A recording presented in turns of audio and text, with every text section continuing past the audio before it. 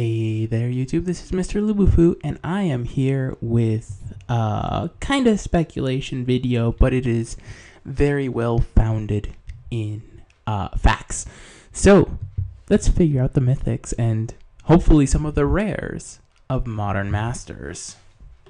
So we begin with the one that's already been basically spoiled, Mrlubufu the Aeon's Torn. Now, he was basically spoiled in the Wizards of the Coast formal announcement of Modern Masters 2, and he's a beast. We all know what he does, and if you don't, well, there he is on screen. Now, by having Mrlubufu, to me personally, I believe it really highly implies that the other two Eldrazi, both Ulamog and Kozilek, will also be appearing in the set. From all the hints about Khans Tarkir and Sorin going back to find Ugin to seal them away again, and even the Lithomancer appearing in the commander decks, we really see this sort of return to Zendikar in the future coming up of some sorts. And what better way to help build hype for the fall set than with the summer set also incorporating the same Eldrazi and maybe bringing some new iterations of it in the coming set. So I believe that this sort of interaction is not going to be forgotten. The use of Ulamog and Kozilek is highly implied from Modern Masters. Next we have Mox Opal. The reason I believe Mox Opal is going to appear in this set is we have also seen the art for Etched Champion, which uses the Metalcraft mechanic. And why not have the flagship of the Metalcraft mechanic, Mox Opal, appear in the set? It makes sense. It's also incredibly overpriced right now, and certainly something that I feel will appear.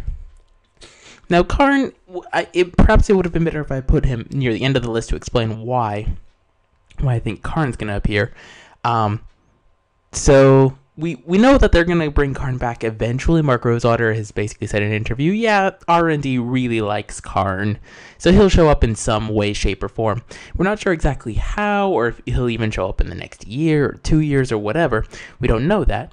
But my stance on Modern Masters is Modern Masters, they like to put Planeswalkers in, or they want to have at least some Planeswalkers in the set. So they had, Elspeth and Sarkhan in the last set, and now we have Karn, or what I believe will be Karn, because there's really not much else to put, mythic-wise, right? Because the Planeswalkers will basically always be mythics, and so Karn sort of fits the bill for Planeswalkers. It's sort of like the obligatory Planeswalker slot, and we'll see another spoiler or two later on about what I'm talking about. Next we have Elesh Norn, Jin-Gitaxias, Shieldred, Urabrask, and Vorinclex right down there. So in previous Modern Masters, they put in the 5 Kamigawa dragons, sort of like limited bomb, casual fodder, 5 mythics that they could put, 1 in each color. And are there purely for limited bombs? Like, they may or may not have seen. Okay, they didn't see Modern play.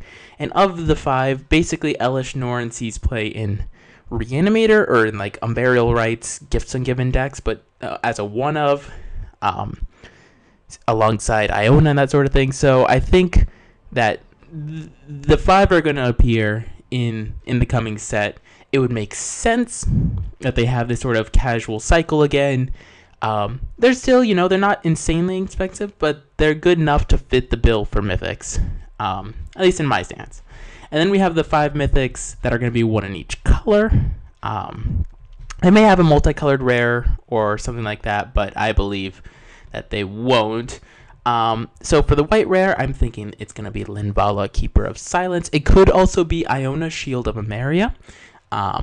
Either one of the 2 Mythic Angels really fits the slot. I don't think they're going to have Elspeth as it again, and there's really not much else I could fit as like a viable white Mythic to fill the slot.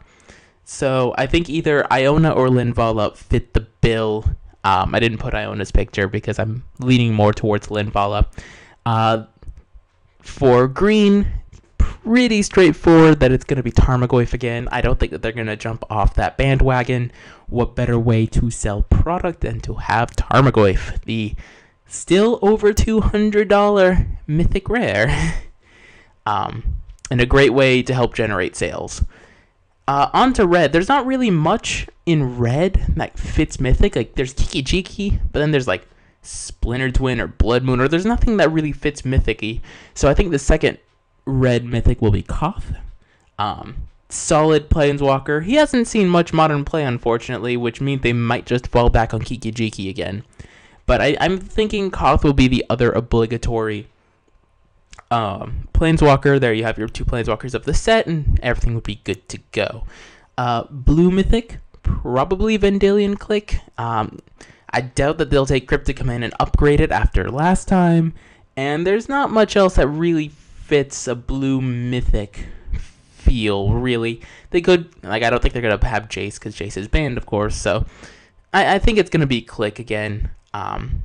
It's the only one that makes sense. As for black, okay, I kind of copped out. They could throw back Bob or Dark Confidant, or they could get creative and use Bitter Blossom or Phyrexian Obliterator, I think are both possible options. I would not be surprised if they threw back Bob, though. Bob or Bitter Blossom, I think, are the two I'm leaning towards. I put Obliterator on there because another nice casual appeal. So those are what I think will be the 15 mythics of the set. Let's take a look at some rares that they might bring in. Cryptic Command. I'd be very surprised if they did not put this again in the set, now that it's pushing insane levels of value again.